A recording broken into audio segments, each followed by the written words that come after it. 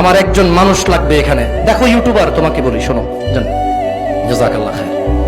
YouTuber তোমাকে বলি, তুমি দেখবে এখানে কত মানুষ হবে, আমার এত ক্যালকুলেশন নাই, হবে অনেক মানুষ হবে মাশাআল্লাহ। আমার একটা লোক লাগবে, তাকে আমি 1,00,000 টাকা দিব, সেই ওয়াজের মধ্যখানে আমাকে থামিয়ে একটা মহিলাকে এখানে নাচাবে, আমি 1,00,000 টাকা দেব। কে রাজি আছে? হাত তোলো। আমার কাছে 1 কোটি টাকা নাই রে ভাই, তাহলে বলতাম। রে ভাই বললে আমার কোন 1,00,000 টাকা দেওয়া যাবে, আমার পক্ষে সম্ভব ইনশাআল্লাহ। লাখখানিক টাকা লাগবে, 2-3 মাসের বেতন, অসুবিধা নেই। আব্বা থেকে চাইয়া নয় সংসার চালাইলাম, বেতন তোমারও জমা দিয়ে দেবে। 1,00,000 টাকা দেবো ভাই। একটা মুসলমানের ছেলে লাগবে,